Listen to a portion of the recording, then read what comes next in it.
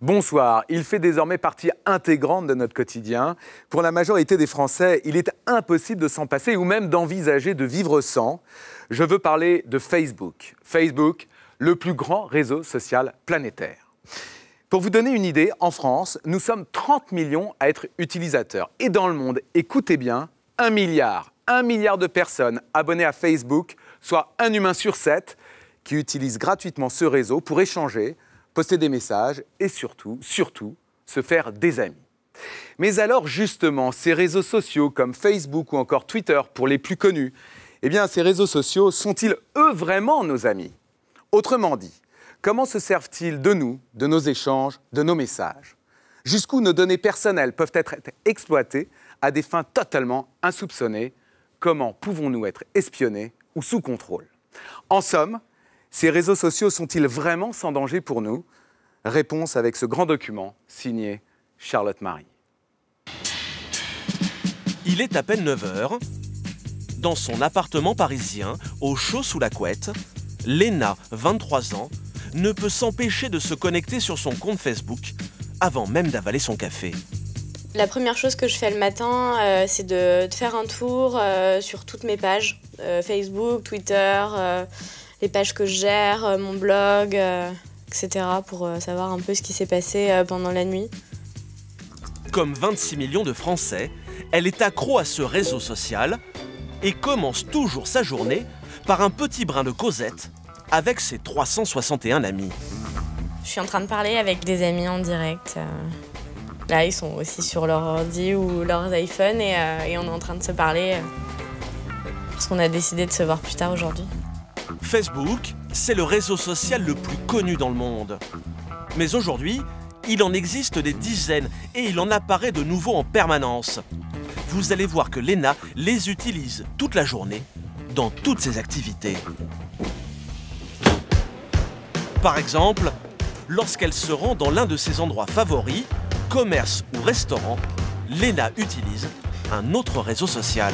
Salut! Ça va? À peine salue-t-elle ses amis que Léna sort déjà son portable pour se connecter à Foursquare. Via son téléphone, elle partage avec tous ses contacts l'adresse de cet endroit qu'elle apprécie. Et en retour, ce réseau social lui permet également de connaître les bons plans et les bonnes adresses de ses amis. Dans le monde, 45 millions d'utilisateurs font comme Léna. Ils se géolocalisent et donnent leur avis sur les endroits qu'ils visitent.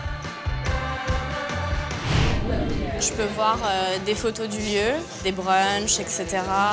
Je peux voir la liste de mes amis qui sont déjà venus ici, combien de fois, et puis je peux voir aussi les conseils. Et ce n'est pas fini. Lorsque Léna doit faire des emplettes, elle a encore besoin des réseaux sociaux. Entre un manteau d'hiver et une robe de soirée, son cœur balance. Alors pour se décider, elle va demander l'avis de ses amis sur Twitter. Comme près de 700 millions de personnes sur la planète, elle utilise ce réseau social comme une messagerie instantanée pour partager son humeur, des infos ou des photos. Je vais poster sur Twitter pour demander quelle tenue les gens préfèrent. Et en quelques secondes, Léna reçoit déjà des réponses. A priori, donc ce sera, comme j'avais dit, la robe noire. C'est ce que l'un de mes amis me suggère, que ce soit la robe. Merci. Sur le chemin du retour, la jeune femme n'a pas fini de sortir son téléphone de sa poche. Elle a repéré un message insolite sur un mur et souhaite le partager avec le monde entier. Cette fois, c'est sur Instagram que ça se passe. Un réseau social de partage de photos où Léna va publier son cliché. Au final, elle est sur Facebook, Twitter, Instagram, Foursquare, Google+, LinkedIn, Viadeo. Je suis vraiment addict et du coup, j'arrive absolument pas à imaginer ma vie sans. Mais ce que nous ignorons souvent, c'est que ces messages, ces humeurs, ces photos que nous publions toute la journée ont une valeur. Derrière ces réseaux se cache en réalité un gros business. Car les réseaux sociaux analysent, exploitent et rentabilisent nos données personnelles. Notre vie privée est devenue une mine d'or, le plus souvent à notre insu. Certains chiffres donnent le vertige. Toutes les 10 secondes sur Terre, 80 personnes découvrent Internet. 8000 se connectent à Facebook. 23 000 tweets sont envoyés toutes les 10 secondes. Lorsqu'il se passe un événement dans le monde, c'est sur les réseaux qu'on le retrouve. Barack Obama réélu, c'est sur Twitter qu'il partage sa joie. Un nouveau pape à Rome, un tweet du Vatican informe le monde. Les réseaux sociaux, la dernière folie du net, ils sont en train de conquérir la planète entière. Tous ces sites sont nés aux États-Unis, en Californie. Le premier à avoir remporté un succès planétaire, c'est Facebook. C'était il y a 10 ans, et au départ, c'est un jeune étudiant d'Harvard, Mark Zuckerberg, qui en a eu l'idée. Aujourd'hui, le site a réussi à rendre accro plus d'1 milliard d'internautes et affiche un chiffre d'affaires annuel de 8 milliards de dollars. Derrière lui, sont nés des dizaines d'autres réseaux sociaux qui transforment leurs inventeurs en milliardaires en quelques années. Tous les mois, de nouveaux réseaux apparaissent, bien décidés à se faire une place dans ce nouveau business. Alors, comment font-ils pour nous rendre accros à leur réseau? Quelle méthode utilisent-ils pour faire de l'argent avec nos données personnelles? Et si jamais je clique sur cette publicité, je suis invité à retourner sur le site marchand et à terminer ma commande. Jusqu'où sont-ils capables d'aller pour rentabiliser les informations que nous pensons ne partager qu'avec nos amis? Mais raconter sa vie privée, ses moindres faits et gestes, ses amours et ses amitiés à tout le monde sur les réseaux sociaux, est-ce vraiment sans danger? Comment certains pénètrent-ils notre intimité pour parfois abuser de nous? Les diffusions d'images pédopornographiques. Comment? Oui. Mais alors là, je m'en vais tout de suite. Non, vous n'avez pas le droit, vous êtes placé en garde à vue, monsieur. Nous avons voulu savoir comment certains exploitent les réseaux sociaux pour des raisons criminelles. Et face à ce nouveau phénomène, nous avons enquêté pour comprendre comment se défendre et protéger nos enfants. Et vous? Je me dis qu'il peut aller voir, mon fils de 13 ans peut aller voir des sites interdits aux enfants. Réseaux sociaux, du rêve au cauchemar, enquête dans les coulisses de vos sites internet préférés. Plus d'un humain sur 4 surfe aujourd'hui sur le net. Et de nouveaux membres s'inscrivent chaque jour sur les réseaux sociaux. Si les sites de partage prospèrent autant aujourd'hui, c'est parce que sans le savoir, nous, les utilisateurs, leur donnons des milliers d'informations qui leur font gagner beaucoup d'argent. Et cela commence dès notre inscription. Au sud de Paris, cela fait maintenant plusieurs semaines que Sophie tente de convaincre sa voisine de la rejoindre sur un célèbre réseau social. L'objectif d'aujourd'hui, c'est de dire à Anne que Facebook, c'est pas mal. Bon, je suis pas depuis longtemps, mais je trouve ça quand même assez rigolo. Salut la miss. Hello. Pour convaincre son amie, Sophie lui explique en quelques mots à quoi sert le réseau. Par exemple, publier des photos avec un petit texte et lire les commentaires des amis. Par exemple, j'ai mis sur mon pêle-mêle du bureau le beau dessin d'Alice fait spécialement pour moi a rejoint le président la classe. Et alors après, mes amis, ils vont dire qu'ils aiment ou ils vont mettre un commentaire. Bon, c'est idiot, certes, mais voilà, moi je trouvais ça drôle. C'est pas grave. Ça mange pas de pain. Ça mange pas de pain. Alors c'est décidé, Anne va franchir le pas et contribuer sans le savoir au business du premier des réseaux sociaux. L'inscription est bien gratuite, mais en répondant à d'innocentes questions, elle va devenir une source potentielle de revenus pour Facebook. Prénom, nom, adresse électronique. Donc ça, je la marque. Très vite, Facebook va se montrer plus indiscret. Anne doit aussi lui révéler sa date de naissance. C'est obligatoire pour s'inscrire sur le site. Mais une fois son compte créé, les questions ne vont pas s'arrêter pour autant. Alors là, je crée, hein. Allez, Vas-y, tu rentres dans la communauté. bienvenue sur Facebook, Anne. Paramètres de confidentialité, c'est vous. Une fois inscrite, ce n'est pas encore le moment pour Anne de s'amuser. Car les questions continuent, Facebook veut toujours en savoir plus sur elle. Le site aimerait connaître les écoles qu'elle a fréquentées, le nom de son employeur, son adresse actuelle et même son lieu de naissance. Un interrogatoire des plus serrés auquel elle ne s'attendait pas. Oh là là. Ah ben là, c'est ta vie. Ah, faut que je remplisse tout ça? Oui. Le réseau social est du genre très curieux. Il veut tout savoir des passions d'Anne. Comme les films qu'elle a vus, ses livres préférés, ses lieux de vacances, la marque de sa voiture et, plus surprenant, si elle est inscrite comme donneuse d'organes. Officiellement, rien de bien méchant. Ce serait avant tout pour l'aider à retrouver ses amis et les tenir au courant de ses activités. Pourtant, Facebook a une autre idée derrière la tête. Pour s'en rendre compte, il suffit de jeter un œil aux conditions générales d'utilisation que Anne a acceptées d'un simple clic en s'inscrivant, sans même prendre le temps de les lire, un peu comme tout le monde. On ne sait pas, voilà. Mais on est d'accord. On est d'accord, parce que de toute façon tout le monde est d'accord, donc il n'y a pas de raison. Sans le savoir, Anne vient de signer un chèque en blanc à Facebook. Elle vient en particulier d'autoriser le site à monnayer des informations qu'elle lui fournit. En clair, Facebook a maintenant le droit de gagner de l'argent grâce à sa vie privée. Vous nous autorisez à utiliser vos noms, photos de profil et informations dans le cadre d'un contenu commercial, sans vous verser de dédommagement.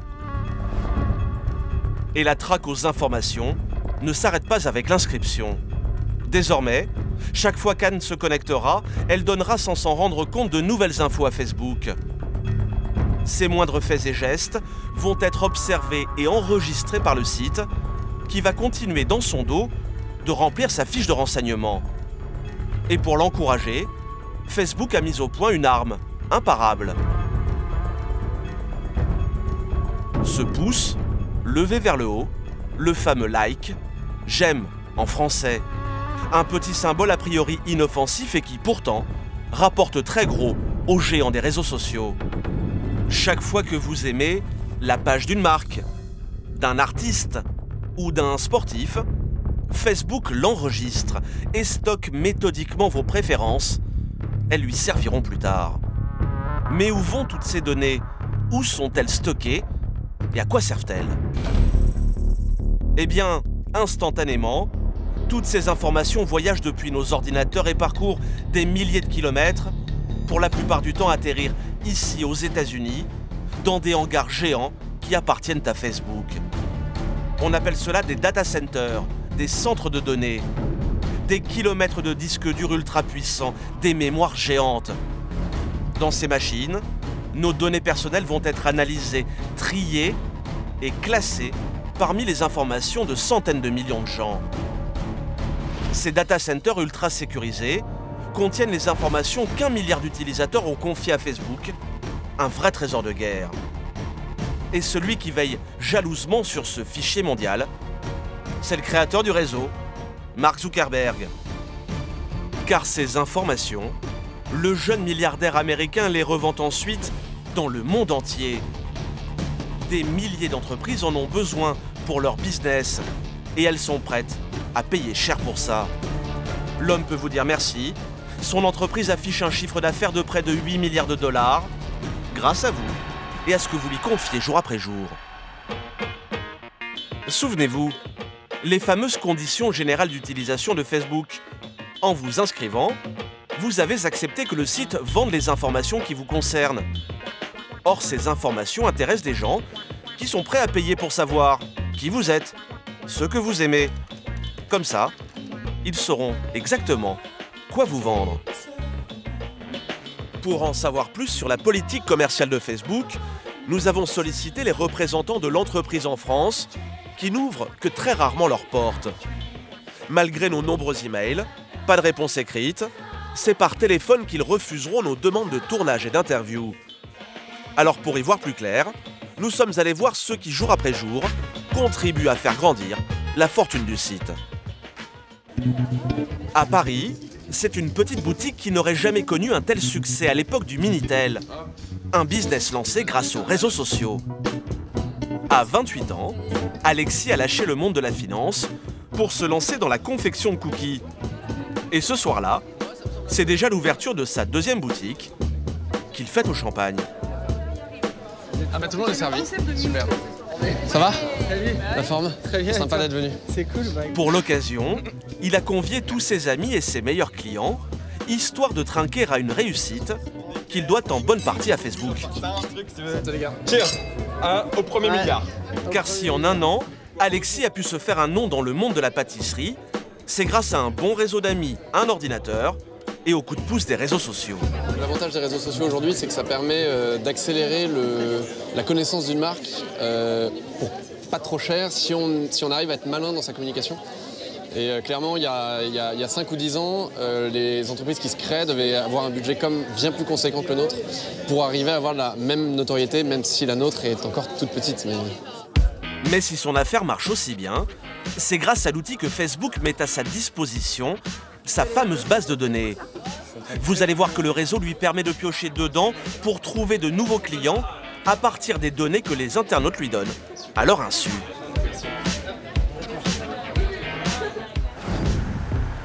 Le lendemain matin, nous retrouvons Alexis en pleine séance de pâtisserie, en train de tester une toute nouvelle recette de gâteau. Et ses cookies sitôt enfournés, il troque son tablier de pâtissier contre le costume d'un chef d'entreprise du 3e millénaire. Direction Facebook, d'où il s'apprête à lancer une vaste campagne de publicité. C'est comme cela qu'il déniche ses clients, en utilisant la base de données géante que Facebook met à sa disposition. Donc là, je crée une nouvelle campagne de publicité sur Facebook. Ce jour-là, Alexis a décidé de faire de la pub pour ses 2 boutiques. Dans quelques minutes, certains internautes pourront découvrir ce petit panneau publicitaire sur leur page Facebook. Et pas n'importe quel internaute. Le jeune homme va pouvoir sélectionner ceux qui verront sa pub parmi le milliard d'abonnés du site. Et la méthode proposée a de quoi surprendre. Ça, c'est l'étape cruciale. C'est le moment où on cible l'audience de la campagne de publicité. Cibler l'audience, cela veut dire qu'Alexis ne va s'adresser qu'à un type très précis d'abonnés, uniquement ceux qui ont une chance de devenir ses clients. Alors sur le site, il va faire ses courses et choisir ses cibles. Le jeune homme commence par déterminer un pays, la France, mais surtout la ville où résident les abonnés Facebook qu'il a dans sa ligne de mire. Ce sera Paris et les communes alentours. Pas utile d'aller voir plus loin. Comme aujourd'hui, mes boutiques sont uniquement à Paris et qu'on ne livre, on fait beaucoup de ventes à distance, mais qu'à Paris.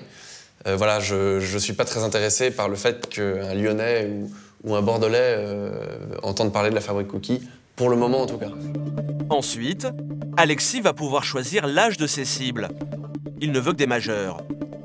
Mais s'il le voulait, il pourrait être encore plus difficile, car Facebook propose des dizaines de critères différents. Alexis pourrait par exemple choisir de ne s'adresser qu'à des célibataires, des hommes ou des femmes, des couples mariés, des passionnés de lecture, de jardinage, de cuisine ou de bricolage.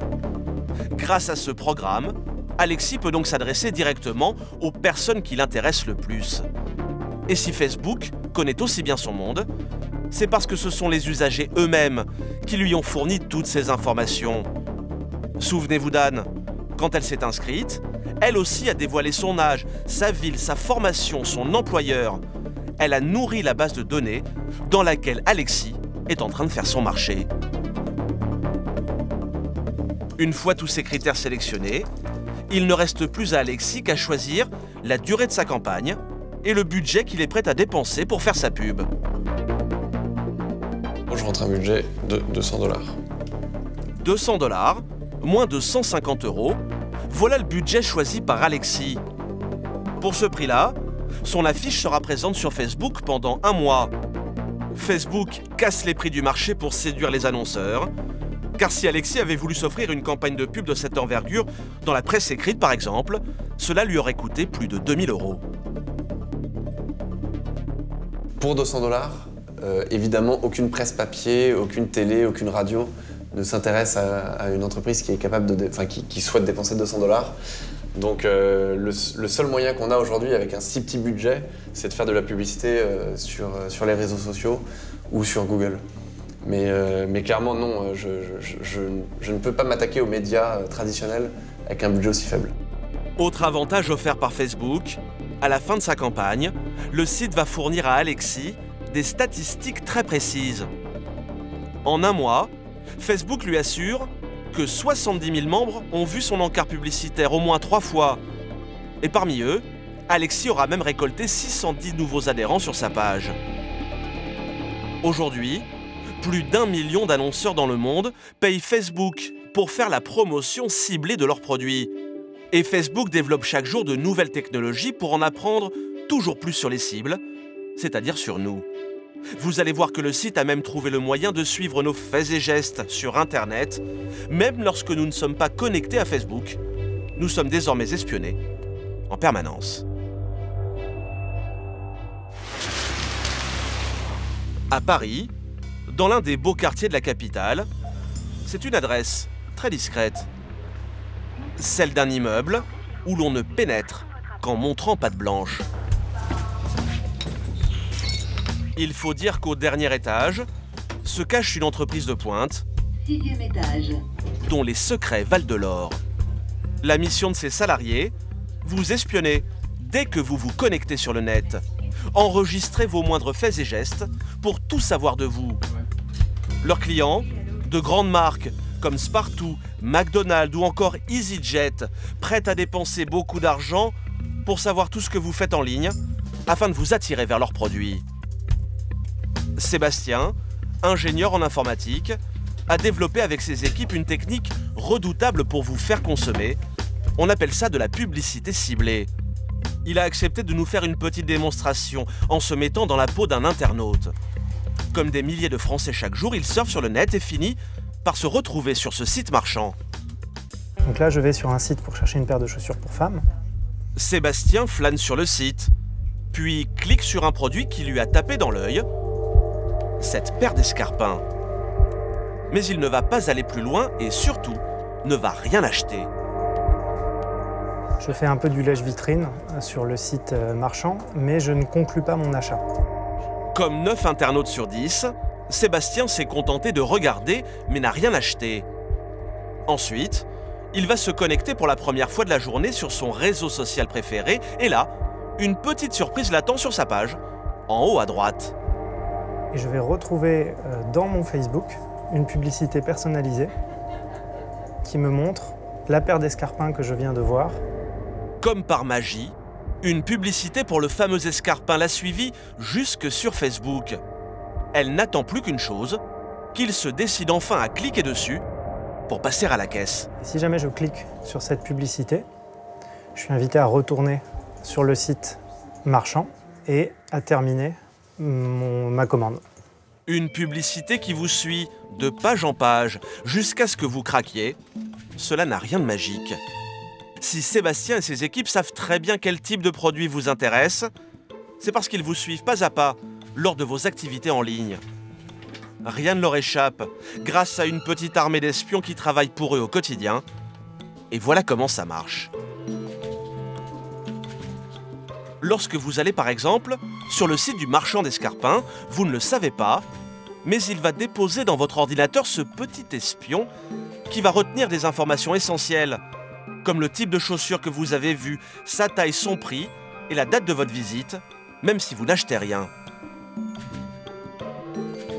Cet espion, voilà à quoi il ressemble en vrai. Une petite ligne de code composée de chiffres et de lettres, créée par Sébastien et ses équipes pour le compte du marchand de chaussures. C'est ce qu'on appelle un cookie. Lorsque plus tard, vous irez sur votre page Facebook, le cookie délivrera l'information au réseau social. Et en retour, votre page Facebook vous affichera le produit que vous avez repéré sous la forme d'une publicité.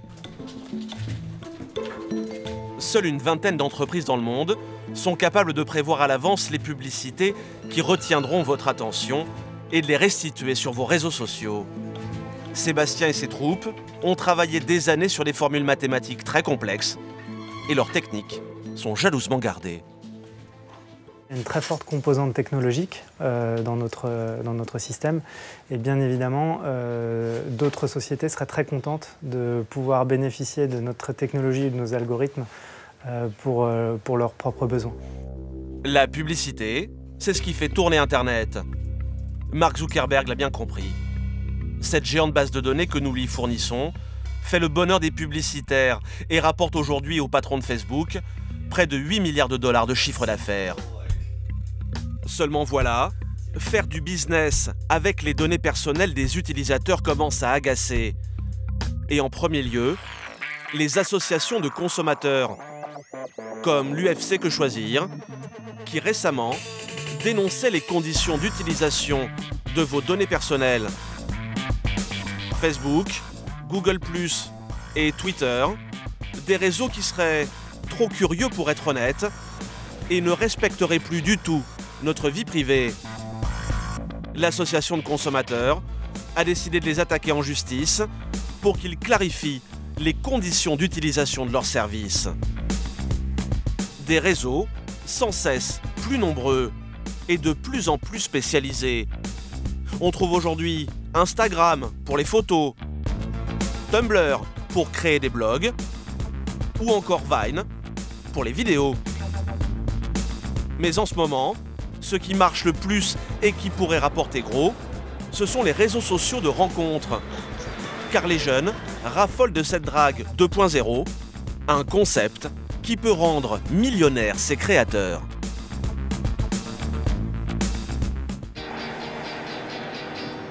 À 12 heures de vol de Paris, sur la côte ouest des États-Unis, la Californie, avec, non loin de là, la Silicon Valley, la terre promise du web. Le long de ces routes, des entreprises mondialement connues, comme le géant Google, ou un autre poids lourd du net, l'incontournable Facebook et son campus 4 étoiles.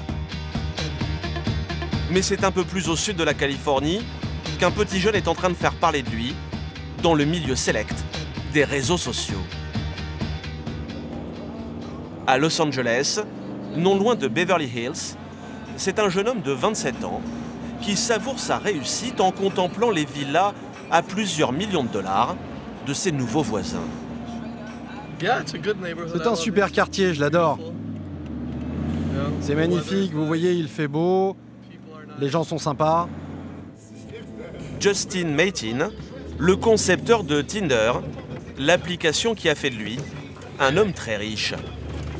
Et aujourd'hui, le jeune homme est bien décidé à se faire plaisir. Il s'est offert de belles voitures, mais aussi une grande maison qu'il est toujours très fier de faire visiter. Vous êtes prêts ? Dans quelques instants sur D8, la suite de notre enquête sur les réseaux sociaux. Vous verrez comment sur le net, une bonne idée peut vous rendre millionnaire. Mais vous découvrirez aussi que sur les réseaux, le rêve cède parfois la place au cauchemar. Des diffusions d'images pédopornographiques. Comment? Oui. Mais, alors là, je m'en vais tout de suite parce Non, que... vous n'avez pas le droit, vous êtes placé en garde à vue, monsieur. Justin Matin, le concepteur de Tinder, l'application qui a fait de lui un homme très riche.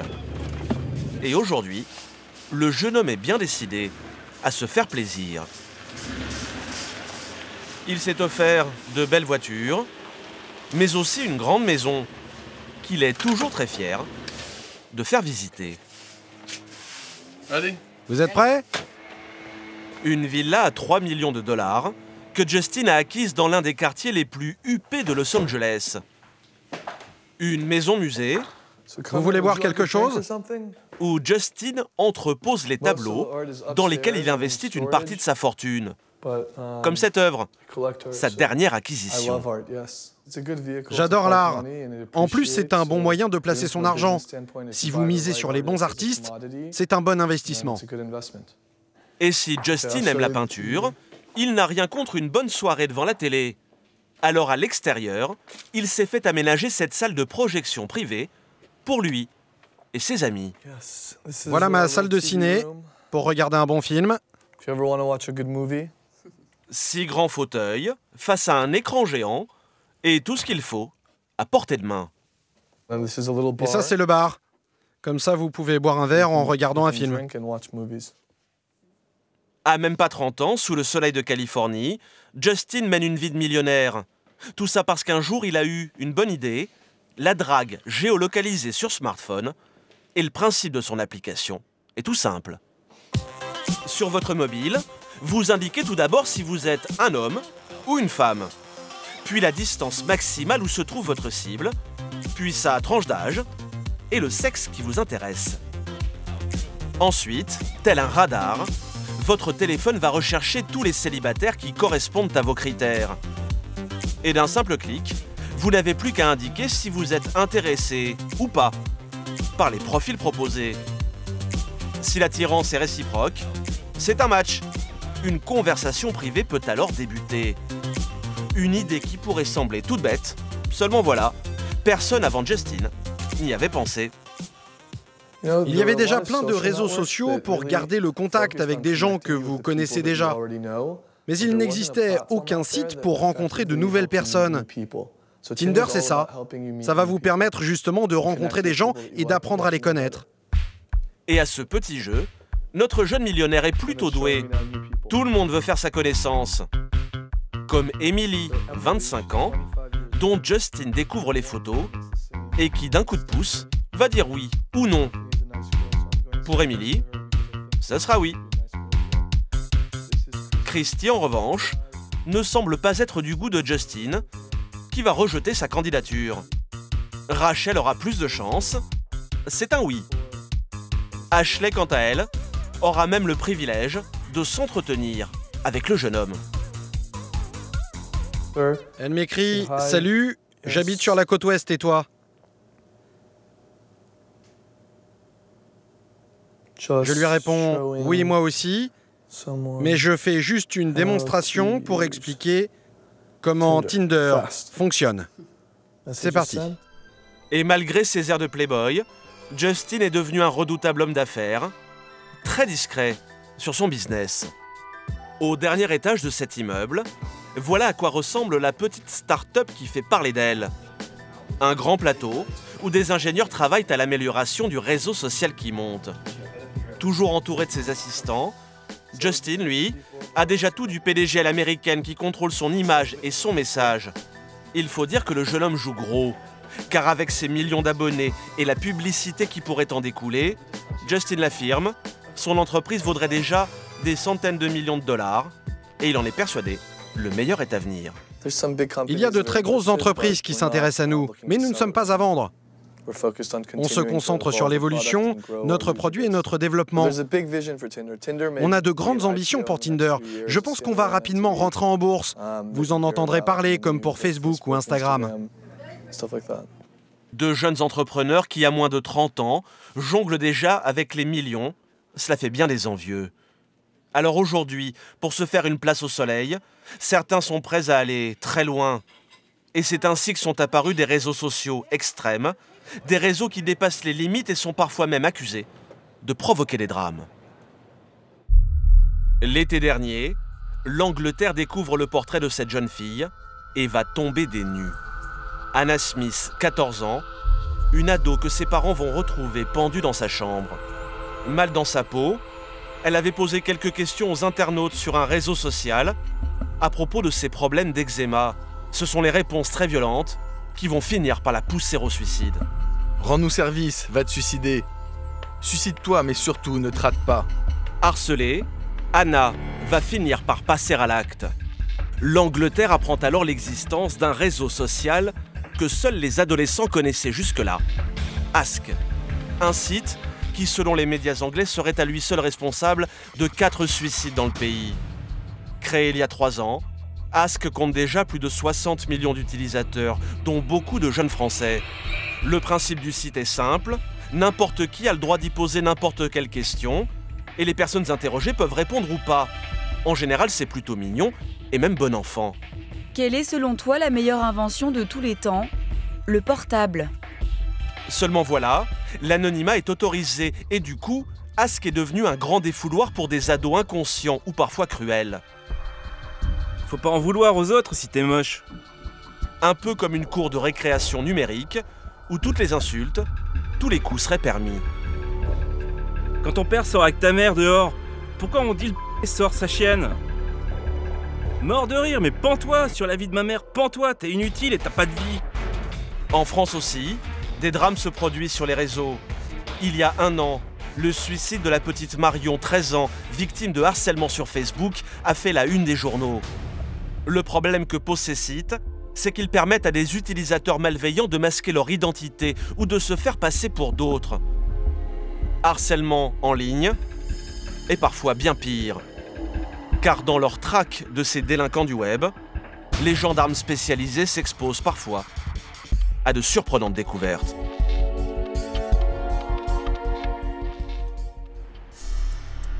À la gendarmerie de Villeneuve-d'Ascq, dans le nord de la France, une unité de recherche très spéciale travaille dans l'ombre pour stopper le crime sur Internet. Cette unité porte un nom, NTech, pour Nouvelles Technologies. Ils sont environ 200 à en faire partie et leur principal terrain d'enquête, c'est précisément les réseaux sociaux. Donc là, on a les numéros de téléphone. Il n'y avait que les numéros de... Oui, ce jour-là, c'est un petit peu étonnant. Ouais. Le major Franck et son coéquipier Davy sont sur une toute nouvelle affaire. Un prédateur aurait sévi sur un réseau français très populaire. Skyblog, un site très prisé des adolescents. 21 millions d'abonnés y possèdent un blog où ils partagent messages, photos et états d'âme. Ce qui plaît le plus aux jeunes, c'est la messagerie instantanée sur laquelle ils peuvent discuter avec les autres membres du site. Le problème, c'est qu'ici aussi, on peut s'exprimer anonymement. Alors, se croyant intouchable, un homme aurait diffusé sur le site des images choquantes. Comme on peut voir, ça concerne des faits de pédophilie ou corruption de mineurs qui ont été signalés sur la plateforme gouvernementale. Des images de pédophilie circulant sur un réseau social pour ados, une affaire potentiellement très grave. Le site a alerté cette plateforme gouvernementale destinée à lutter contre les abus commis sur Internet. Les gendarmes ont pu récupérer la conversation entre le pédophile présumé et un adolescent à qui il venait d'envoyer des photos. Tu as reçu une image, souhaites-tu l'ouvrir? La réponse est pourquoi tu m'envoies ça? Cette photo envoyée sur le réseau met en scène de jeunes mineurs, garçons et filles, nus sur un canapé. L'amateur de pédopornographie affirme sur le site que le garçon sur la photo, c'est lui. Le délinquant prétexte qu'il s'agit de lui en photo. Son interlocuteur ne le croit pas, à juste titre. Le site a gardé une copie de cet échange et enregistré des informations qui vont se révéler déterminantes. Il y en a quoi sur le gars? Alors, je vais regarder, effectivement. On a son pseudo. On a un pseudo. Son adresse IP. Et l'élément le plus important, c'est l'adresse IP du pédophile présumé, c'est-à-dire sa signature électronique. Chaque ligne Internet a la sienne, elle correspond à une adresse physique, alors les gendarmes n'ont plus qu'à remonter la piste s'ils veulent mettre la main sur l'ordinateur de leur suspect. À nous à retrouver chez lui, soit ces images, ce qui viendrait conforter les éléments de ce dossier, soit d'autres, parce qu'a priori, et j'imagine bien qu'il n'en a pas que deux, quoi. Les NTech du Nord connaissent l'adresse du pédophile présumé et n'ont plus qu'à convoquer la personne à la gendarmerie. Ils vérifieront aussi le contenu de son ordinateur et l'enquête pourrait être rapidement bouclée. Mais en réalité, l'affaire leur réserve quelques surprises. Le lendemain, l'homme mis en cause a répondu à la convocation des gendarmes. Il ignore encore pourquoi les enquêteurs lui ont demandé de venir. Il s'agit d'un père de famille, d'une quarantaine d'années, sans antécédents judiciaires, un homme a priori insoupçonnable. Mais asseyez-vous. Merci. Et le père de famille s'apprête à passer un moment difficile. Donc, monsieur, je vous ai fait venir pour des choses graves. Car le gendarme ne va pas y aller par quatre chemins. Je vais t'en réfléchir. Voilà. Donc voilà, donc on a reçu un dossier de Paris. De Paris? De Paris? Ouais. De Paris, mettant en cause votre ligne internet. Internet. Pour des diffusions d'images pédopornographiques. Comment? Oui.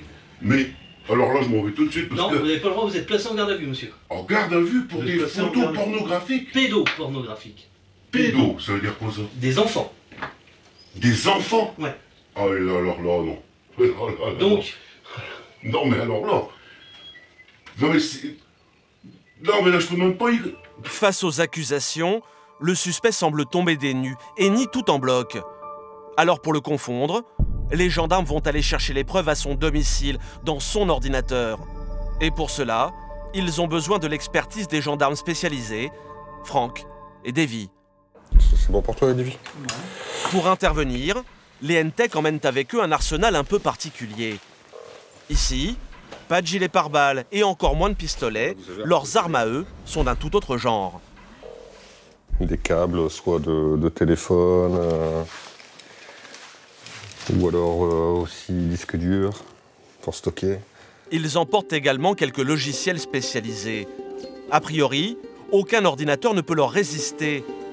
Des limiers du net qui protègent les jeunes internautes qui en disent trop sur les réseaux. Nos enfants, nous également, on a tendance à mettre sur ces réseaux tout ce que l'on fait, toutes nos passions, nos centres d'intérêt, et sans forcément avoir les bonnes pratiques parce qu'on ne protège pas forcément ces données personnelles. Vous allez laisser transparaître parmi tous ces réseaux sociaux des données qui peuvent être utilisées par des prédateurs. Franck et Davy vont réaliser une perquisition d'un genre particulier. Ils ne vont pas fouiller la maison, ils vont fouiller la mémoire de l'ordinateur et les comptes internet du suspect, en sa présence, comme le veut la loi. Puisque le suspect nie, ils ont besoin de trouver des preuves, sinon leur accusation ne tiendra pas. Première étape, les réseaux, à commencer par Facebook, le plus connu. Souvent, les prédateurs sexuels s'inventent une identité pour berner leurs victimes. En général, ils se font passer pour de jeunes ados. Mais ici, ce n'est pas le cas. Je regarde le profil. Ça ne présente pas d'ambiguïté puisque l'image de monsieur est bien la sienne. Il n'y a pas de doute à avoir sur l'âge. Il est bien identifié comme quelqu'un de marié. Et puis on regarde le type de conversation, voir si on ne détecte pas une conversation avec une mineure, avec des propositions tendancieuses par exemple. Le profil que l'homme utilise sur Facebook est authentique. Rien à lui reprocher de ce côté-là. Et après plus d'une heure à éplucher ses réseaux et ses emails, les gendarmes ne découvrent aucune photo ni aucune conversation suspecte. Mais les enquêteurs le savent, l'individu pourrait avoir effacé les fichiers compromettants. Ils décident donc de saisir les deux ordinateurs de la maison pour en analyser le contenu en détail. Quant au suspect, il laisse suite à la gendarmerie. Sa garde à vue n'est pas terminée. Alors que derrière cette porte, le suspect continue de répondre aux questions, dans leur labo, Franck et Davy vont analyser avec minutie le disque dur de son ordinateur. Par contre, la prochaine fois, ils prendront des gants un peu plus grands, parce que... Comme sur une scène de crime, Franck enfile ses gants. J'en ai un. Dans ce boîtier se cachent peut-être les preuves qu'il recherche depuis le début de la journée. Lecteur graveur. Type de disque SATA. Une fois le disque dur extrait, Franck et Davy vont se partager le travail. Et vous allez voir que ces geeks sont bien équipés pour retrouver tous les fichiers qu'on voudrait leur dissimuler. J'ai un résultat de 31 000 images à peu près. Donc c'est un travail conséquent quand même de visionnage. Parce que malheureusement, ça, il n'y a pas de logiciel qui le fait automatiquement. L'essentiel des images qu'on retrouve, en fait, ont été supprimées au départ. Et la personne mise en cause pense qu'elle va passer au travers des mailles du filet comme ça, mais c'est pas le cas en fait. Non. Un travail fastidieux qui va demander des heures de concentration aux gendarmes. Des milliers d'images, de conversations sur les réseaux. Aucun élément de la vie privée du suspect ne peut échapper à leurs yeux d'experts. Là j'ai 3 conversations. Ça parle de jeux sur Facebook, parce que ça parle de jouer avec des fruits, etc. Tu es là, peux-tu me débloquer Apangle SVP? Il me manque une clé. Pas grand-chose. Après un long moment passé dans l'intimité du suspect, les N-Tech n'ont pas grand-chose à se mettre sous la dent. Dans la pièce voisine, le suspect est toujours auditionné. Il sait que les enquêteurs sont en train de passer au crible ses ordinateurs. Les gendarmes espèrent que cela va le pousser à admettre la vérité, voire à passer enfin aux aveux. Je suis là pour avoir des explications, certainement une explication. Moi, je suis désolé, là, je suis complètement retourné. Hein. Moi, de toute façon, j'ai rien à cacher, je sais pas. Un suspect qui nie toujours, aucune preuve contre lui. Les gendarmes sont dans une impasse. Se sont-ils trompés? Le doute s'empare des enquêteurs. Et là, vous venez voir les NTEC, pourquoi du coup?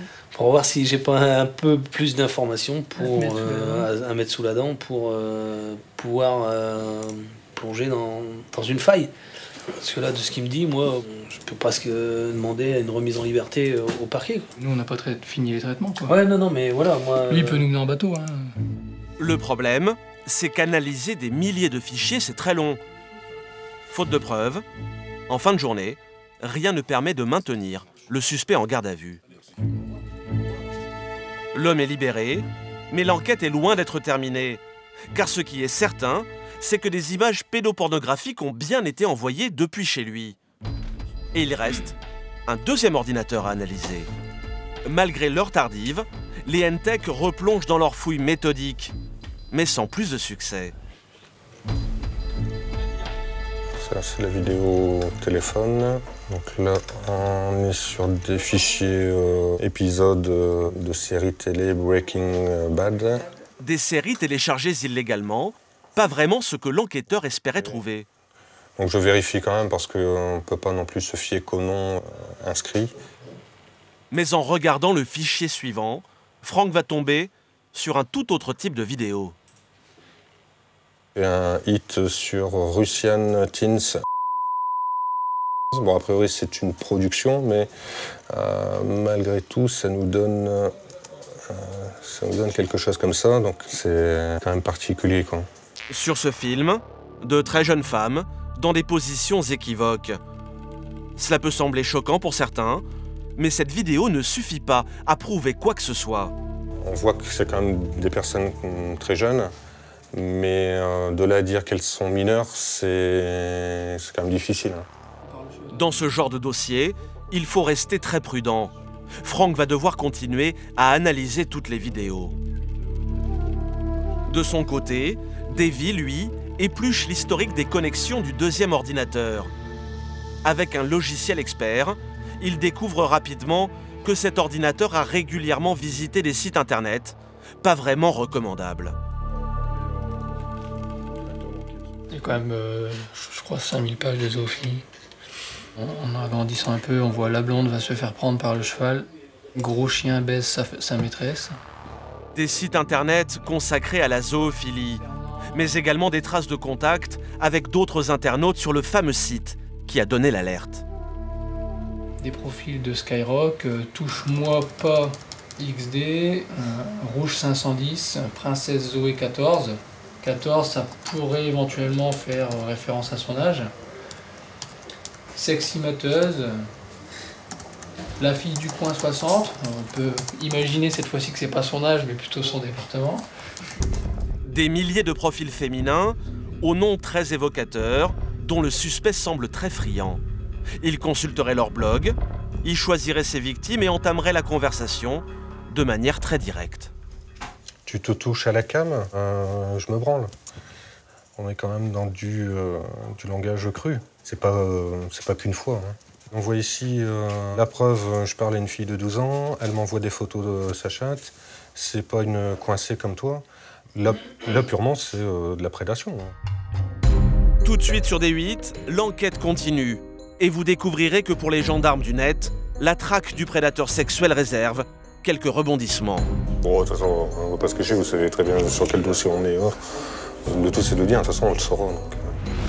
Puis nous repartirons aux États-Unis, au cœur de l'un des réseaux sociaux les plus célèbres au monde.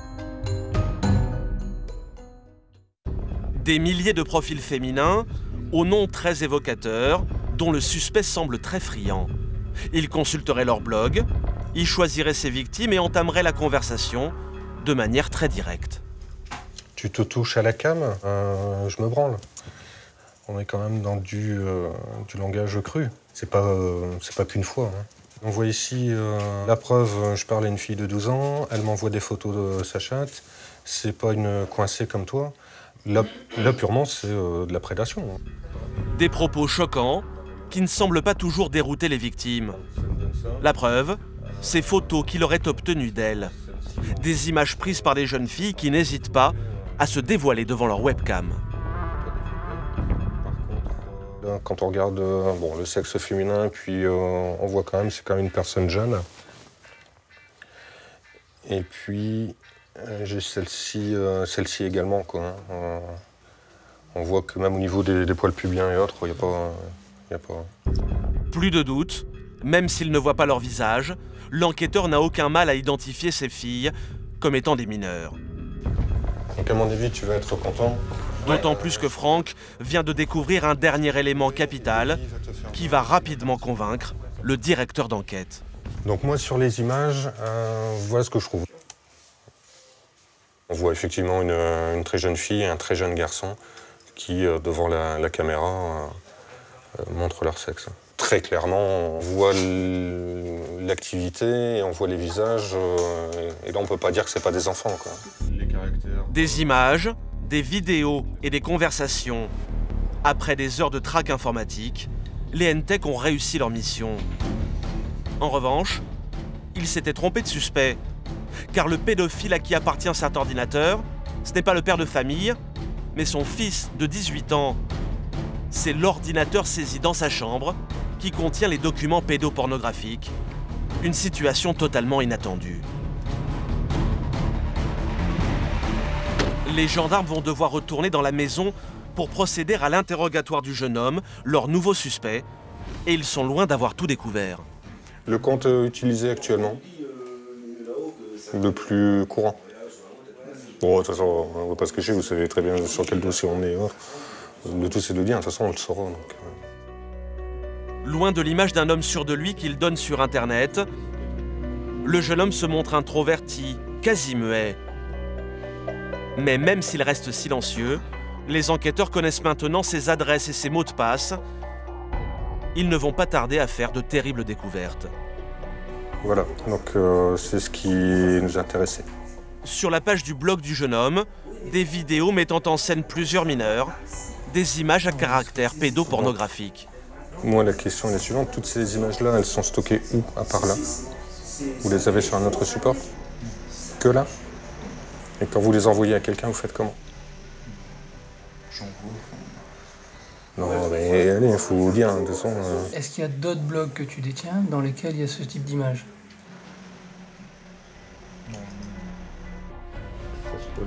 Le suspect n'en dira pas plus. Un jeune adulte d'à peine 18 ans, incapable de prendre conscience de la portée de ses actes. Sa mère, en revanche, est sous le choc, sonnée par cette facette de son fils qu'elle vient de découvrir. On n'aurait jamais cru que ça aurait pu arriver, quoi, un truc comme ça. Ça se passe dans les films, mais on ne peut pas imaginer que ça peut se passer chez nous, quoi. Je me sens responsable, je me dis, est-ce qu'on aurait dû mettre des clés comme il existe pour essayer de stopper certaines choses qui ne devaient pas aller dessus. Pour diffusion et détention d'images à caractère pédopornographique, le jeune homme risquait une peine pouvant aller jusqu'à 5 ans d'emprisonnement. Mais vu l'absence d'antécédents et son jeune âge, la justice a opté pour des soins thérapeutiques.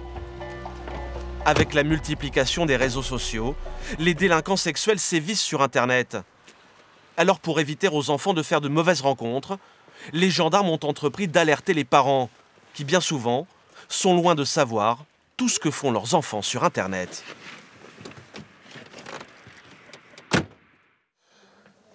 Donc, bonjour à toutes et à tous. Merci d'être venus. L'occasion de cette petite soirée... Ce soir-là, Franck et son collègue ont organisé une rencontre avec des parents d'élèves dans un collège du Nord. Une réunion sur les dangers d'Internet avec des adultes qui n'ont pas forcément compris quels peuvent être les pièges du web. Parce que je ne maîtrise pas du tout Internet et puis je m'aperçois que je suis complètement lourdé, quoi. Alors Franck va commencer par tester leur connaissance des réseaux sociaux les plus en vogue. Quels sont les réseaux sociaux utilisés par vos enfants? Skype, ensuite Facebook. Sinon. Dans la salle, deux noms fusent, mais difficile pour ses parents de citer tous les réseaux qu'utilisent leurs enfants au quotidien. Snapchat. Ouais, Snapchat, ah oui. Attention à Snapchat, surveillez. Des parents un peu dépassés technologiquement, et pourtant, sur les réseaux sociaux, leurs enfants risquent gros.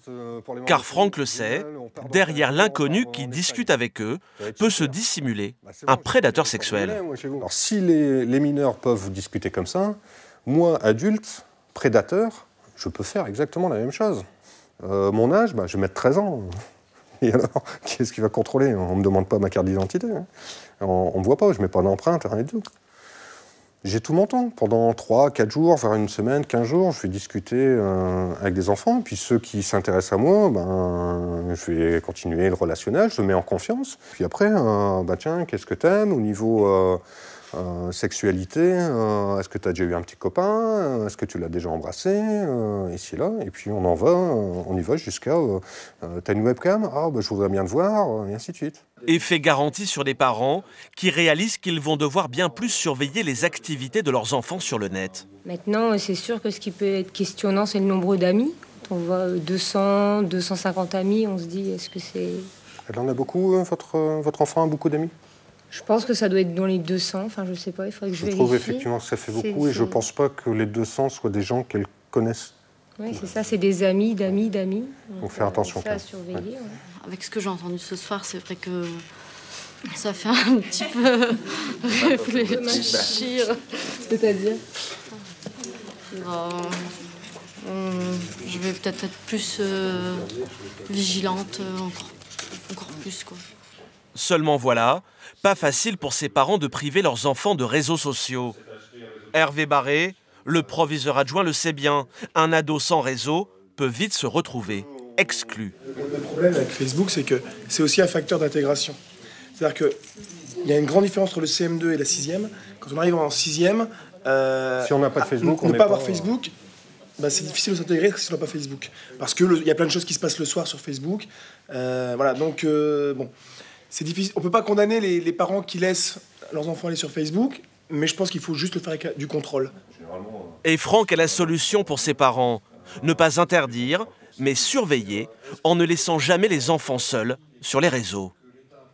Je dirais qu'une des meilleures solutions, c'est effectivement éviter que l'ordinateur soit dans la chambre, c'est déjà une très bonne chose. Et plus vous pouvez inculquer ça à votre enfant, plus il est jeune, mieux c'est, mieux il l'acceptera. Aujourd'hui, on estime qu'un mineur sur deux s'est déjà connecté à un réseau social. Du coup, pour éviter les drames, la gendarmerie a lancé un vaste programme de sensibilisation des enfants aux dangers des réseaux, le permis Internet. Mais pour protéger ces jeunes utilisateurs, certains sont prêts à aller encore plus loin, quitte à s'attaquer directement aux réseaux sociaux, au cœur de leur empire, en Californie.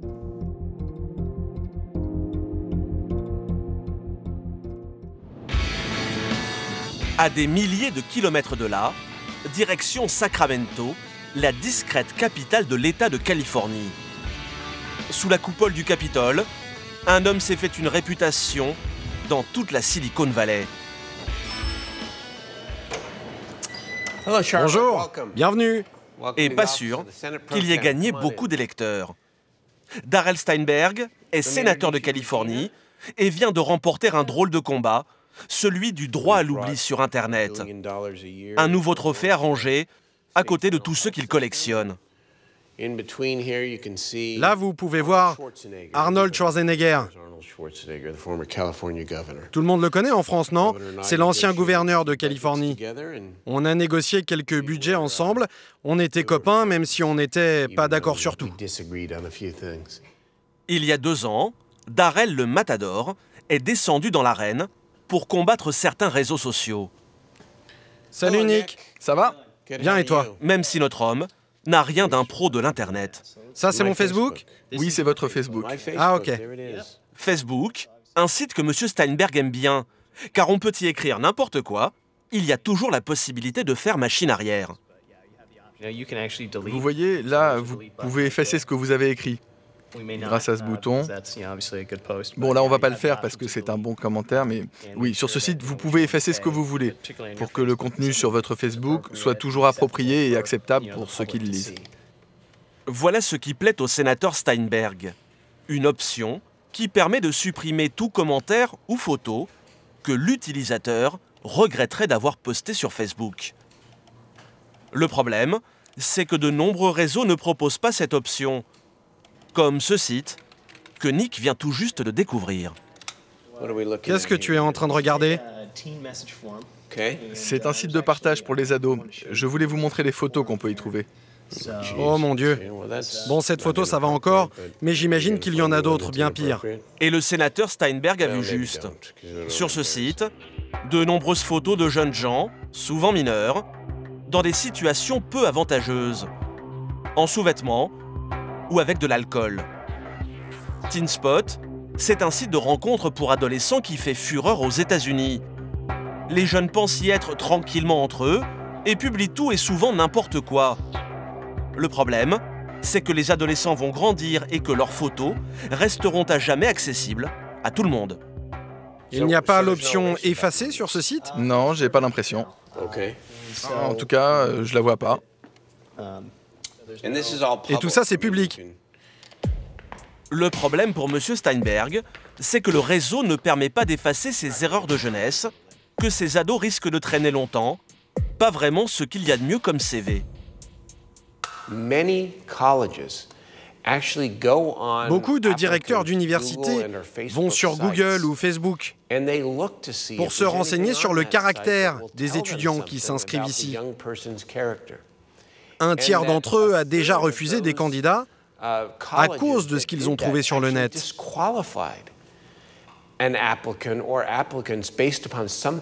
Et les employeurs font la même chose. Alors Darrell Steinberg, papa de 2 ados, a décidé de passer à l'action. En Californie, il a fait voter une loi, unique en son genre, celle du bouton effaceur. Oui, mon nom est là. Le voilà, regardez. Le bouton effaceur va permettre aux jeunes ou à leurs parents d'effacer les choses inappropriées publiées sur leur profil. Ça évitera par exemple qu'une photo malheureuse ou un commentaire désobligeant ne fasse le tour d'Internet. Notre loi dit que le site Internet doit proposer cette option très clairement, que ce soit très facile à faire. Un simple clic pour faire disparaître les casseroles qu'un ado pourrait traîner toute sa vie. Voilà ce que permettra la loi du sénateur Steinberg aux jeunes Américains d'ici 1 an. Des officiels qui tentent comme ils le peuvent d'encadrer les réseaux sociaux. Mais pour éviter que les ados ne fassent des choses qu'ils pourraient regretter toute leur vie, certains ont décidé de prendre le problème à la racine, en donnant dès le berceau des formations aux enfants, plutôt surprenantes. Non loin de la Silicon Valley et des géants du net, c'est une petite école qui prépare ses élèves à affronter un avenir dans lequel les réseaux seront tout-puissants. À Santa Clara, dans l'école Catherine Hughes, c'est l'heure de la récré pour une centaine de petits élèves de moins de 10 ans. Aller voir jouer au ballon ou engloutir leur goûter, ils ressemblent à n'importe quel autre élève. Et pourtant, dès la récréation terminée, c'est dans des classes du futur qu'ils repartent assister à des cours high-tech. Grâce à des donateurs privés, la petite école de Santa Clara a pu investir 360 000 € dans du matériel informatique. Ici, disparus cahiers et ardoises. C'est avec des ordinateurs que ces élèves de 8 ans apprennent les mathématiques. Depuis leur plus jeune âge, clavier, écran et souris n'ont plus de secret pour ces petits Américains. Du coup, beaucoup ont déjà fait leur premier pas sur Internet et fréquenté les réseaux sociaux. Pour leur éviter de faire de mauvaises rencontres ou de publier trop de bêtises, ils ont maintenant droit à des cours un peu particuliers.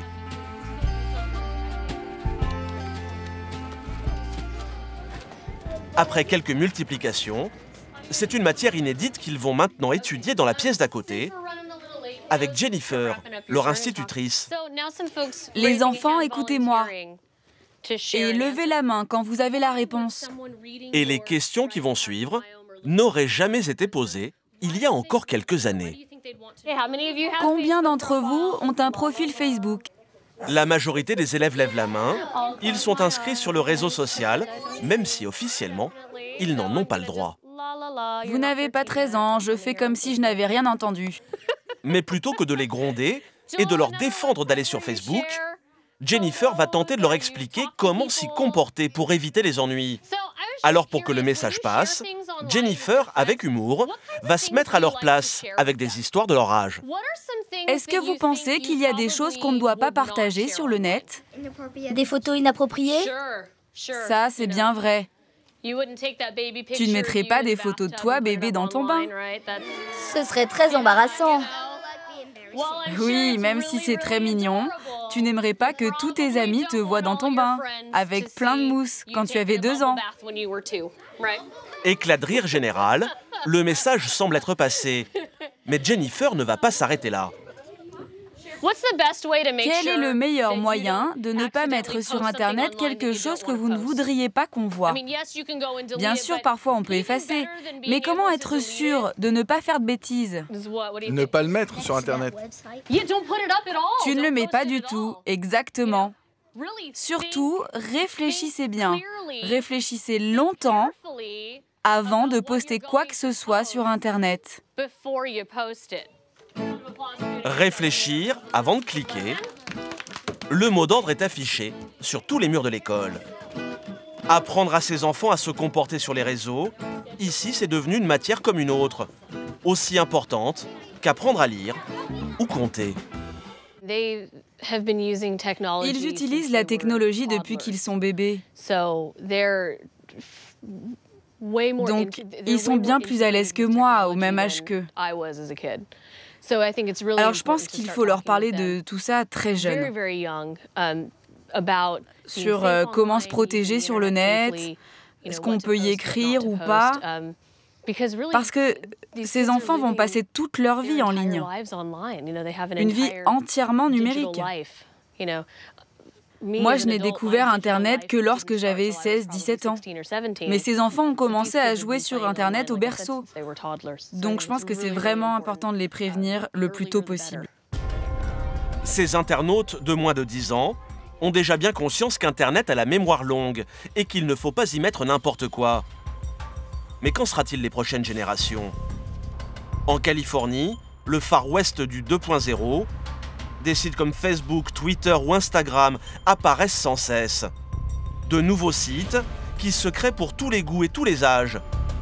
Chaque jour, des entrepreneurs ont une nouvelle idée et se lancent dans l'aventure. Mais seuls quelques-uns réussissent à sortir du lot et décrochent le jackpot. À San Francisco, le soleil vient de se lever. C'est une nouvelle journée qui commence au royaume des réseaux sociaux. Ici, chaque année, des milliers d'ingénieurs du monde entier viennent tenter leur chance. Et l'un d'entre eux a vite réussi à se faire un nom. Dans le quartier branché de la ville, c'est l'heure de partir au travail pour Michael, 25 ans. Cela fait 2 ans que cet ingénieur né au Havre vit au cœur de San Francisco. Là, c'est la chambre. C'est un peu le bazar, donc il va falloir m'excuser un peu. Michael est une vedette montante des réseaux sociaux.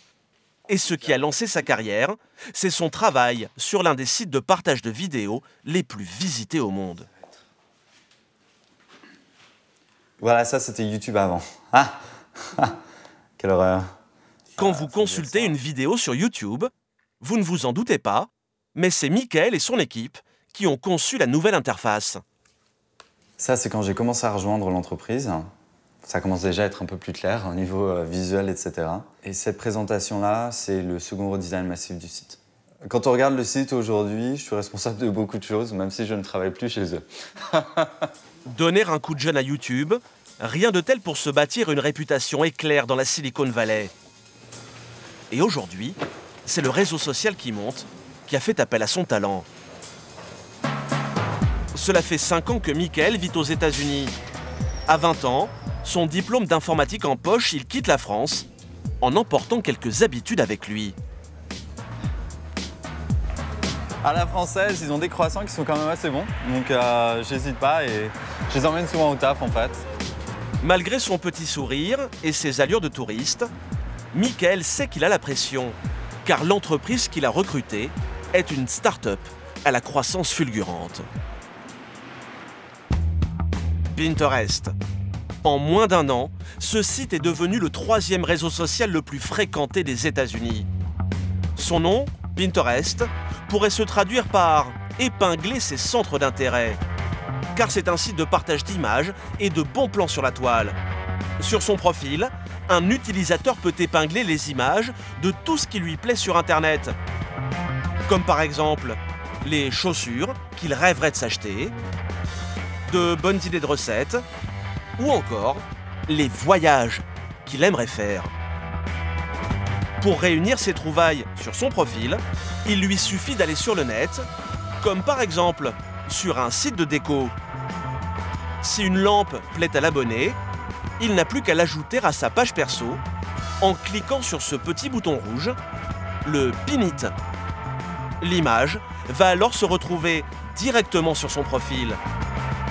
Quand l'abonné retournera sur Pinterest, la lampe qui l'a fait flasher sera bien rangée sur sa page. Plus besoin de retourner sur le site. Il y a encore 4 ans, Pinterest n'existait pas. Aujourd'hui, plus de 60 millions de personnes l'utilisent et l'entreprise pèse près de 4 milliards de dollars. À 2 pas du géant Twitter, en plein San Francisco, voici donc le siège gigantesque de cette nouvelle entreprise du net. C'est ici que travaille Michael, notre informaticien. Il est 9 h. Hey, bonjour. Et dès qu'il passe les portes de l'entreprise, c'est dans un monde a priori merveilleux qu'il prend place. Une ambiance de travail à l'américaine, dans le plus pur esprit start-up. 1000 mètres carrés de plateau, une décoration soignée et de drôles de bureaux sur lesquels les 200 salariés du groupe peuvent travailler debout ou assis. Michael est ce qu'on appelle un codeur. C'est lui qui programme le site internet du réseau social. Mais le jeune homme ne va pas tout de suite se mettre devant son ordinateur. Car souvent, la première chose à faire le matin, salut les gars, c'est de participer à une réunion plutôt inhabituelle. Pas question de rester vautré sur les canapés. Les réunions se tiennent toujours debout. Allez, au boulot. Un bon moyen pour gagner en efficacité. C'est plus court comme ça. Si on s'asseyait, ça durait trop longtemps.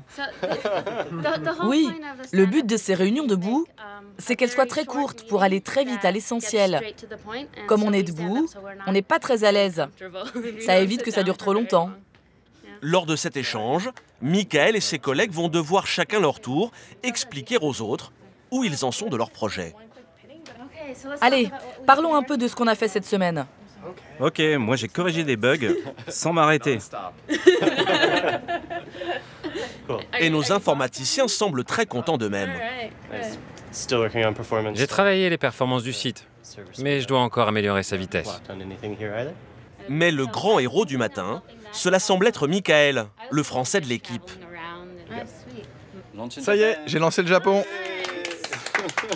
Pendant que Michael est à plein régime sur le lancement du site au Japon, d'autres travaillent au développement du reste de l'Asie, de l'Europe et de l'Amérique latine. Le site internet poursuit sa conquête du monde. À la tête de cette petite armée, cet homme, l'un des 3 fondateurs du site. Avec sa barbe hirsute et sa tenue décontractée, on a du mal à croire qu'Evan Sharp est un patron à succès.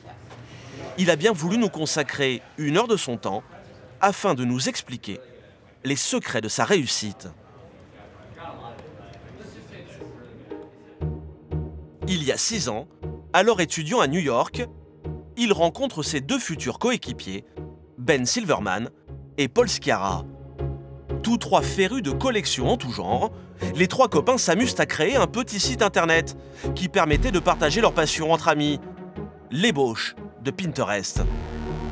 Mais ce n'est qu'un simple passe-temps. Ben Silverman va faire ses premiers pas dans le monde de l'internet chez le géant Google. Evan, son diplôme d'architecte en poche, va rejoindre la Silicon Valley. Il vient d'être embauché dans une jeune entreprise très prometteuse, Facebook. Chacun de leur côté, ils apprendront les rouages des géants des réseaux sociaux avant de se lancer dans l'aventure. J'étais chargé de dessiner l'interface du site. À l'époque, la boîte était plus petite, il y avait moins d'utilisateurs. Je m'occupais de construire des profils, des gadgets. J'ai appris beaucoup de choses sur comment diriger une compagnie, comment faire lorsqu'elle grandit. Et aujourd'hui, je sais ce qu'il faut faire ou ne pas faire lorsqu'on touche un très grand nombre d'utilisateurs. Evan va démissionner pour rejoindre ses deux amis et fonder Pinterest. Il marche maintenant dans les traces de son ancien patron, Mark Zuckerberg. On pense vraiment qu'un jour, on sera capable de convaincre des milliards d'utilisateurs et qu'on leur permettra d'améliorer leur style de vie. C'est vraiment la mission de notre entreprise. Le concept des 3 jeunes hommes va vite cartonner. En à peine 4 ans, Pinterest est devenu le 3e réseau social le plus fréquenté aux États-Unis. Du coup, les investisseurs se bousculent et ont injecté dans l'entreprise près de 4 milliards de dollars. Et pourtant, le site ne fait pas un seul dollar de bénéfice. Sa richesse, ce sont les 60 millions d'utilisateurs du site dans le monde. Mais un petit nouveau vient de faire son apparition dans l'open space. Sagement assis sur son canapé, c'est à peine si on le remarque. Et pourtant, Steve a une mission capitale, faire gagner de l'argent à son employeur. Il est ce qu'on appelle un monétiseur. Celui que les startups du web embauchent pour transformer leurs abonnés en billets verts. Et notre monétiseur a vite cerné tout le potentiel du site qu'il emploie. LinkedIn, Facebook et Twitter ne servent qu'à connecter des gens entre eux. LinkedIn, c'est pour le travail, Facebook pour les amis. Avec Pinterest, les gens se connectent à des produits, des choses qu'ils ont, qu'ils veulent, qu'ils aiment. Alors, mettre un peu de publicité sur notre site, ça semble bien plus naturel.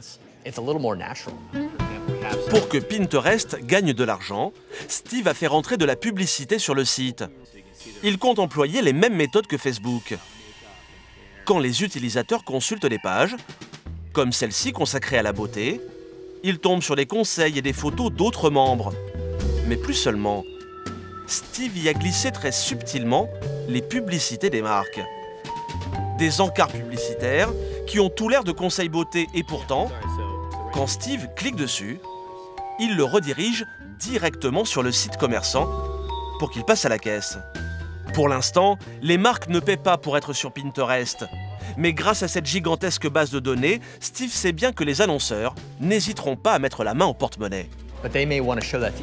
Un jour, ils voudront que beaucoup plus de monde voit leur pub. Et peut-être nous payer pour que, disons, 2 millions de personnes la voient. Là, on est en train de réfléchir au prix qu'on leur demandera. Mais c'est l'idée. Ils nous paieront pour que leur publicité apparaisse partout sur le site.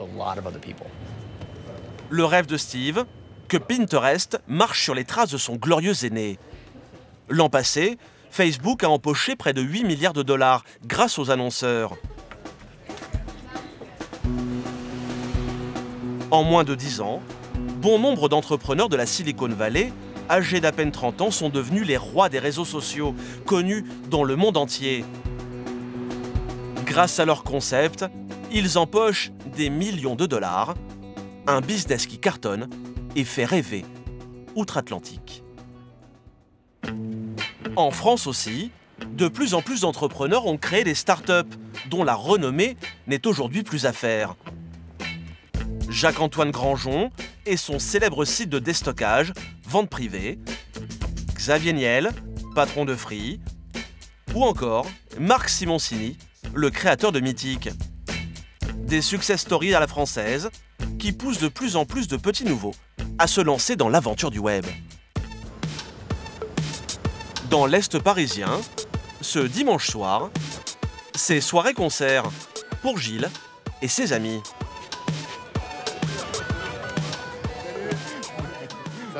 Ce petit café, c'est le rendez-vous des musiciens du quartier et de leur public de mélomanes.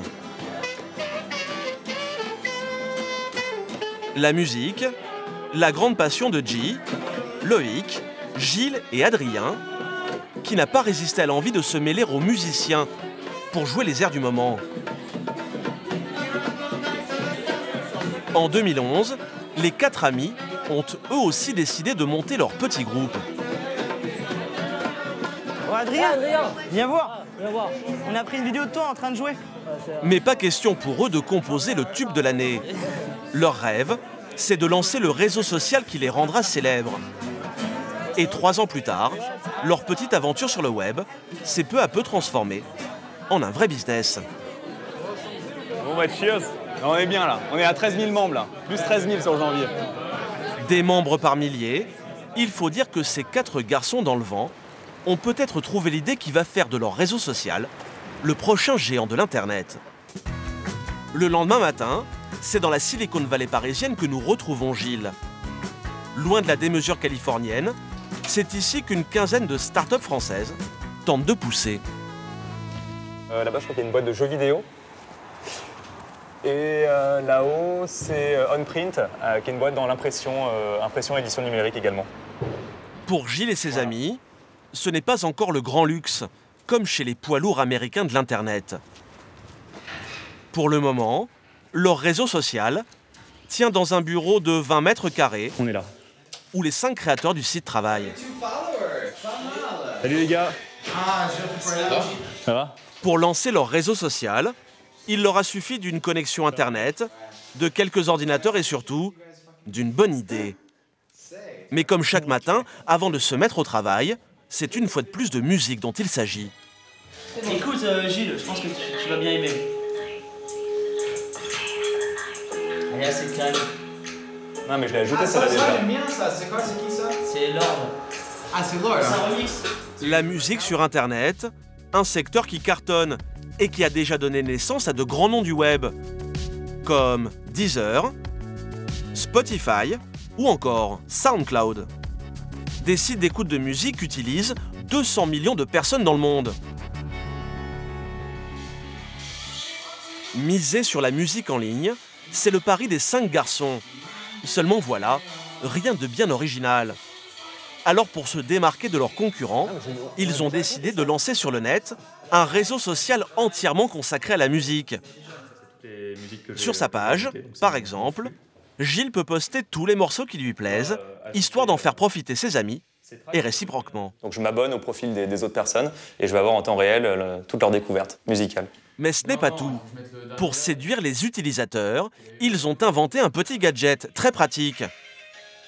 Quand Gilles découvre une musique qui lui plaît sur Internet, comme par exemple sur YouTube, il n'a qu'à cliquer sur ce petit bouton pour que le morceau rejoigne son profil. Très pratique pour enfin réunir toute sa musique préférée dans un seul et même endroit. Aujourd'hui, il y a des millions de musiques qui sont en ligne sur le web, sur des plateformes comme YouTube, SoundCloud, Vimeo, Deezer. Et en fait, on s'est dit, est-ce que ce ne serait pas génial de pouvoir créer un service qui permette de collecter et partager toute la musique qu'on trouve en ligne, mais à un seul endroit. Et donc Wide permet de collecter et de partager toute la musique qu'on aime sur son profil. Cela fait maintenant 1 an que Wide est en ligne. Alors ici, comme chez Facebook ou Pinterest à leur début, une donnée intéresse au plus haut point Gilles et ses amis. L'avenir de leur bébé en dépend. Bon bah les gars, on fait un petit point peut-être sur les derniers chiffres, sur les membres qui rejoignent la communauté. Et on a des plutôt très bonnes nouvelles. Là. Donc plus 60% de croissance sur les membres qui rejoignent la communauté sur le mois de janvier. Et là, voilà, il y a entre 600 et 1000 personnes qui rejoignent la communauté tous les jours depuis 3 semaines. Donc, yes quoi, we nail it. Bonne nouvelle pour les garçons, même si l'audience de leur site est encore confidentielle, elle ne cesse de grossir. On se considère déjà important aujourd'hui parce qu'on a des gens qui utilisent notre produit, on est hyper heureux et notre service, on est hyper heureux avec ça. Après, là, il n'y a pas encore 100 000 membres sur Wide, mais je pense que 100 000 membres, ça sera déjà une belle preuve que le concept séduit et plaît. Dans le business des réseaux sociaux, c'est toujours le nombre d'abonnés qui fait la valeur d'une start-up. Et là encore, même si Wide ne gagne pas d'argent, les premiers investisseurs ont fait leur apparition persuadés qu'il y a de bonnes affaires à la clé. Salut, ça va? Comme Serge Allen, un entrepreneur renommé dans le monde de l'Internet. Tu viens là? C'est la première fois, ouais. Enfin, je t'ai déjà dit. Il y a 5 mois, son ami Gilles l'a convaincu d'investir 10 000 € dans le réseau social. Et pour la première fois, Serge va découvrir ce qu'est devenu son argent. Il synchronise tous les sas. Les gars, Salut. Serge, enchanté, J. Ouais, ça? Content de te voir. Ouais, carrément. Pour acquérir leur matériel, se verser de petits salaires et développer leur site, Gilles et ses 4 amis ont fait appel à plusieurs partenaires comme Serge. Au total, ils ont réuni plus de 500 000 €. Et ouais, le bunker. Tous autour de la table, quoi. Sur la consommation. Alors forcément, ces partenaires comme Serge veulent savoir comment les 5 garçons comptent un jour gagner de l'argent avec leurs milliers d'abonnés, et Gilles a déjà de bonnes idées. Voilà, les gens qui nous disent j'aimerais bien acheter ma playlist, pouvoir télécharger peut-être directement, même si on est sur du streaming, mais récupérer toute ma playlist, la voir en MP3. On a des gens qui vraiment nous demandent ça. Avec un peu cartonné. Donc... Serge est rassuré, mais l'investisseur le sait bien. S'il veut que Wide gagne beaucoup d'argent, il faudra séduire des milliers d'abonnés supplémentaires. C'est toujours ce qui fait la valeur d'une entreprise et Wide semble être sur le bon chemin. Il y a un potentiel. Parce qu'une fois qu'on a une certaine masse critique et une base d'utilisateurs, on peut faire des choses en fait avec cette base-là. Et c'est un indicateur extrêmement important qui aussi démontre le potentiel de viralité et donc d'adoption du service pour peut-être derrière découler vers un modèle économique qui fasse gagner de l'argent, qui pérennise un petit peu l'activité. Des milliers d'abonnés qui un jour deviendront peut-être des millions, séduits par la bonne idée des 5 entrepreneurs. C'est toujours ainsi que naissent les réseaux à succès. Gilles et ses amis ambitionnent déjà de s'installer dans la Silicon Valley, sur les traces des vedettes du web. Et pourquoi pas devenir un jour leurs voisins, dans un quartier où elles sont, chaque jour, de plus en plus nombreuses. C'est à Palo Alto, au cœur de la Silicon Valley, que s'installent un à un les millionnaires des réseaux sociaux. Après avoir fait fortune avec votre vie privée, ils sont prêts à dépenser sans compter pour protéger la leur, quitte à défrayer la chronique dans le monde entier. C'est une histoire que John King aime raconter à ses visiteurs. Agent immobilier depuis plus de 20 ans, il connaît Palo Alto comme sa poche et les petits secrets qui se cachent derrière ses murs. Cette maison juste là appartient au fondateur de Skype. Tout le monde utilise ce site dans le monde. Quelques centaines de mètres plus loin, le domicile d'une femme, elle aussi très puissante sur le net. Ça, c'est la maison de Marissa Mayer. Qui est-elle? C'est la PDG de Yahoo. Et l'une des plus grosses maisons du quartier, c'est celle-là. Voici le domaine de Larry Page, l'un des créateurs du géant Google. Mais depuis 6 mois, celui dont John King parle tous les jours, c'est Mark Zuckerberg, le plus jeune milliardaire du net, le client dont rêvent tous les agents immobiliers du monde. John décide de nous emmener faire le tour du pâté de maison, histoire de nous montrer à quoi peut bien ressembler la propriété de ce voisin hors du commun qui pèserait près de 20 milliards de dollars. On arrive vers la maison. Juste là à gauche. Vous voyez, c'est ce grand bâtiment blanc. Et là, c'est la porte d'entrée.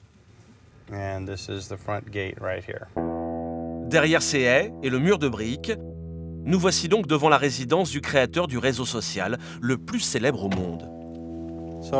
Nous sommes juste devant la maison de Mark Zuckerberg, juste derrière ce portail.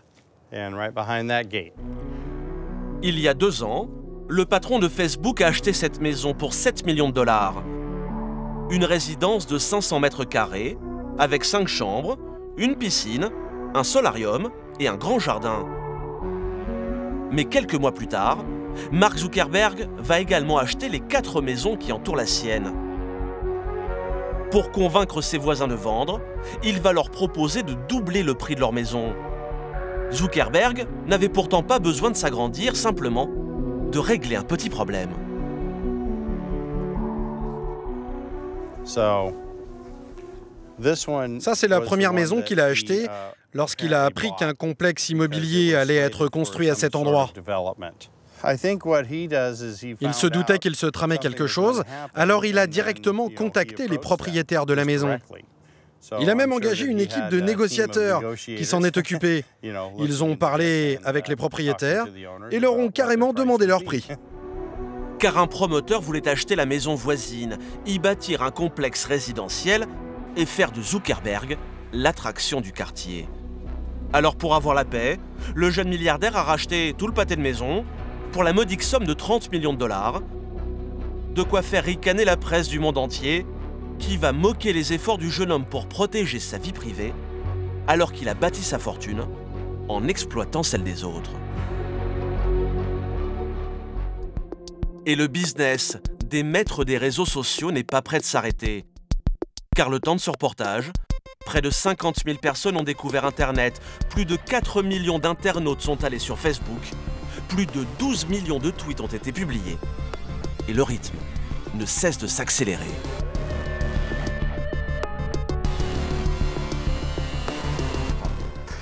Voilà pour ce reportage consacré aux réseaux sociaux. Cette émission est maintenant terminée. Nous l'avons préparée avec Thierry Hornet, Aurore Belser, Dorothée Cochard, ainsi que les équipes de Cartel Presse. Bonsoir et bonne semaine.